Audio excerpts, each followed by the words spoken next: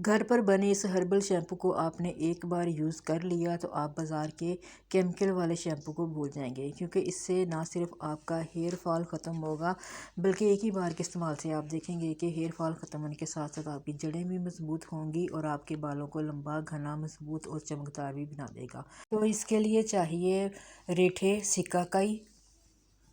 रेठा मैंने 20 ग्राम लिया, सिकाकाई की 10 ग्राम, ये बाल जड़ है 10 ग्राम, नीम के पत्ते का पाउडर है या नीम के पत्ते ले लें, रोज़मेरी, मेथरे और मेथी दाना दोनों, ये मेथरे हैं और ये मेथी दाना है, दोनों मैंने 10-10 ग्राम लिए हैं।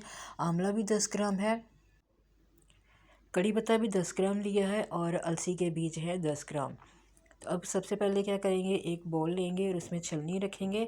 आंवला, सिकाकाई और रेठा को सबसे पहले हम वॉश करेंगे, क्योंकि आंवला सिकाकाई के साथ बहुत ज़्यादा डस्ट मिट्टी वगैरह होती है।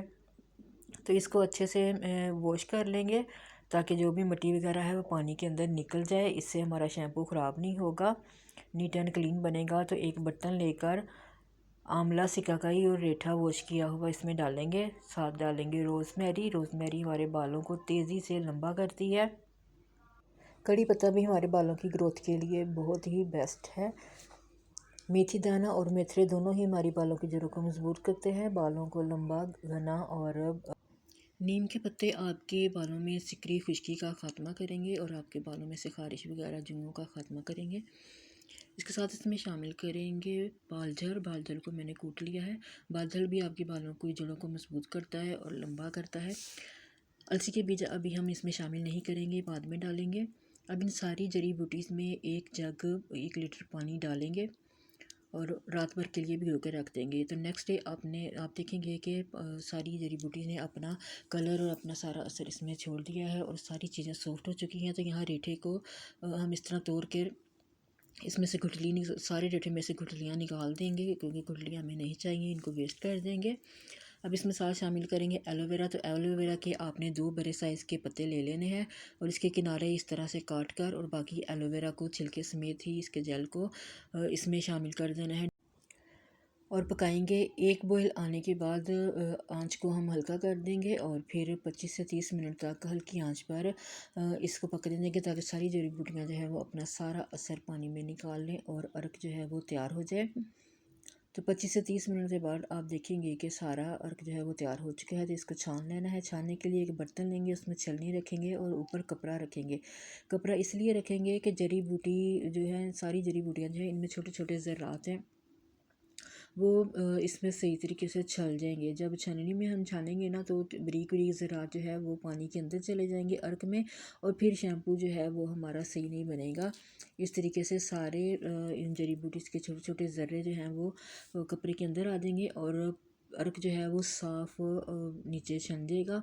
इससे हमारा शैम्पू जो है वो बहुत ही नीट एंड क्लीन बनेगा। और या आपने मेरे चैनल को सब्सक्राइब नहीं किया, जल्दी से मेरे चैनल को सब्सक्राइब कर दें और वीडियो पसंद आए तो लाइक और शेयर भी ज़रूर कीजिएगा। वीडियो को मुकम्मल देखें ताकि शैम्पू की पूरी रेसिपी जो है वो आपको समझ आ जाए। तो कपड़े में से हमने इस अर्क को छान लिया है। आप देख सकते हैं कि कपड़े में छोटे छोटे ज़रात जो हैं वो जमा हो चुके हैं। बहुत ही ज़बरदस्त आज का ये शैम्पू बनने वाला है। बाकी जो जड़ी बूटियाँ बच गई थी उनमें 1 से 1.5 गिलास पानी डालकर इसको खूब अच्छे से मसलेंगे हाथ के साथ, ताकि इसमें जो भी असर बाकी है वो झाग जो है वो सारा है निकल आए। दोबारा फिर इसको छानेंगे कपड़े में। 2 से 3 मरतबा हम इसी तरीके से जड़ी बूटी में थोड़ा थोड़ा पानी डालकर और उसको अच्छे से मसल कर कपड़े की मदद से सारा इसका असर और सारा इसका झाग जो है वो इस तरीके से निकाल लेंगे। अब ये जो पानी है ना, ये पानी कच्चा है, इसको हमने दोबारा फिर पकाना है। इसको ऐसे ही दूसरे पहले वाले अर्क में शामिल नहीं करना है। तो इसके लिए क्या करेंगे, जो हम अलसी के बीज रखे थे वो पहले हमने शामिल नहीं किए थे। अब इस पानी के अंदर हम अलसी के बीज डालेंगे और इस पानी को अब पकाएंगे। तो इसको अब ले जाएंगे चूल्हे पे और इसको इतनी देर तक पकाएंगे, तकरीबन 20 से 25 मिनट आपने इसको भी पकाना है, ताकि अलसी के बीज अपना सारा जेल जो है वो रिलीज़ कर दें। तो फिर इसको भी छानेंगे और इसको भी सेम इसी तरीके से छानना है। इसको गर्म ही छान लेंगे, क्योंकि अलसी जब ठंडी हो जाएगी तो फिर उसका जेल जो है वो अच्छे से नहीं निकलेगा। तो गर्म को छानेंगे तो अलसी का जितना भी जेल है सारा इसमें से निकल आएगा। तो कपड़े में इसको छानेंगे ताकि लस्सी के बीज जो है वो सारे ऊपर रह जाएं और इसका अर्क इसका जल जो है वो सारा नीचे बर्तन में चला जाए। ये शैम्पू ना सिर्फ आपके बालों को लंबा घना और मजबूत करेगा बल्कि इसके इस्तेमाल से आपके बाल बहुत ही चमकदार और नरम मुलायम हो जाएंगे। आपको किसी कंडीशन की भी ज़रूरत नहीं पड़ेगी। का जेल जो है ये आपके बालों को बहुत ही सॉफ्ट मुलायम और नरम बनाएगा, कंडीशनर का काम करेगा जिससे आपके बाल बहुत ही सिल्की और स्मूथ हो जाएंगे। तो यहाँ अलसी का जो सारा जेल है वो नीचे बर्तन में निकल चुका है। खूब अच्छे से हमने इसको निकाल लिया है। हाथ की मदद से अगर आप निकालना चाहें तो निकालें, लेकिन गर्म है इससे हाथ जल जाएंगे। तो इसको चम्मच के साथ अब कपड़े को दोबारा से प्रेस करेंगे। वीडियो को मुकम्मल देखें ताकि आपको शैम्पू बनाने की पूरी रेसिपी जो समझ में आ जाए। बाज़ार के केमिकल वाले शैम्पू को छोड़कर घर में हर्बल शैम्पू तैयार करें। तो ये अर्क जो है ये गर्म है, तो पहले जो निकाल के रखा था उसको इसी में डाल देंगे। इसके बाद आप इसमें शामिल करेंगे शैम्पू बेस, क्योंकि शैम्पू बेस के बगैर शैम्पू जो है वो तैयार नहीं होता। तो यहाँ मैंने 500 ग्राम शैम्पू बेस लिया है।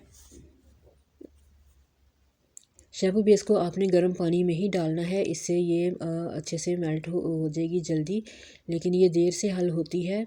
लेकिन फिर भी इसको आपने गर्म पानी में ही डालना है, ठंडे पानी में इसको नहीं डालना। 500 ग्राम मैंने शैम्पू पेस्ट डाला है और इसके बाद इसमें शामिल मैं कर रही हूँ 1 सर्विंग स्पून वेजिटेबल ग्लिसरीन का इसमें डालना है। ग्लिसरीन हमारे बालों को शाइन देगी, सॉफ्ट बनाएगी। इसके साथ इसमें शामिल करेंगे शैम्पू पर्ल डालेंगे, ये भी 1 सर्विंग स्पून ही डालेंगे। इस बोतल के अंदर इतना ही निकलेगा जितना कि 1 सर्विंग स्पून में आता है। तकरीबन 3 से 4 टेबल स्पून जो है भर के इसमें से निकलेगा। तो शैम्पू पर्ल जो है ये भी हमारे बालों को सॉफ्ट करेगा। इस शैम्पू में मैंने बहुत ज़्यादा केमिकल जो है वो इस्तेमाल नहीं किए हैं। केमिकल के बगैर ये शैम्पू जो है वो मैं तैयार कर रही हूँ। सिर्फ इसमें शैम्पू बेस और शैम्पू पर्ल जो है वो डाला है। अब यहाँ हम लेंगे कैस्टर ऑयल, 1 चम्मच कैस्टर ऑयल लेंगे। ये हमारे बालों को शाइन देगा, बालों को सॉफ्ट बनाएगा, बालों की जड़ों को मजबूत करेगा। तो कैस्टर ऑयल में हम डालेंगे सोडियम बेंजोनेट। तो आधा चम्मच हम सोडियम बेंजोनेट डालेंगे। सोडियम बेंजोनेट इसको डायरेक्ट नहीं डालते क्योंकि ये पाउडर फॉर्म में है, तो इसे मिक्स करना मुश्किल होगा।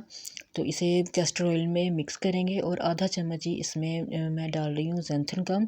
सोडियम बेंजोनेट जो है ये क्या काम करेगा, ये हमारे शैम्पू की शेल्फ लाइफ को बढ़ाएगा और ज़ैंथन गम शैम्पू को थोड़ा सा गाढ़ा करेगा। तो इन दोनों को अच्छे से मिक्स करके तो हम शैम्पू में डाल देंगे।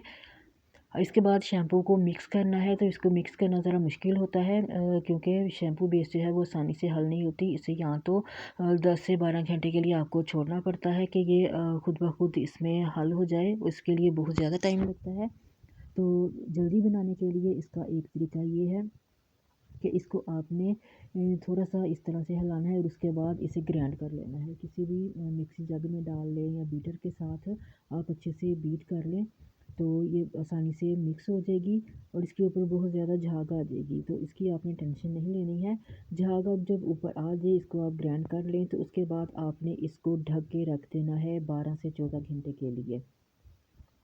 तो 12 घंटे के बाद आप देखेंगे कि इसका झाग जो है वो सारा नीचे बैठ गया है और शैम्पू जो है वो रेडी है। आप शैम्पू का कलर और इसकी शाइन चेक कर सकते हैं, बहुत ही ज़बरदस्त है। और जड़ी बूटियों का अपना ये कलर है, मैंने इसमें कोई भी कलर ऐड नहीं किया है। इसकी खुशबू बहुत ज़बरदस्त है सारी जड़ी बूटियों की। फिर भी आप इसकी खुशबू को बढ़ाना चाहते हैं तो अपनी मर्ज़ी का कोई भी आप सेंट इसमें डाल सकते हैं। तो मैंने यहाँ पर रोज़ का फ्लेवर डाला है। तो ये हर्बल शैम्पू बनाकर आप सालों तक इस्तेमाल कर सकते हैं, ख़राब बिल्कुल भी नहीं होगा। बोतलों में भर के आप इसको रख लें। ये आपके बालों को ना सिर्फ लंबा घना चमकदार करेगा, मजबूत करेगा, आपके हेयर फॉल को रोकेगा, बल्कि आपके बालों में शाइन भी लाएगा और आपके बालों में सिकरी खुश्की ख़ारिश का ख़ात्मा करेगा।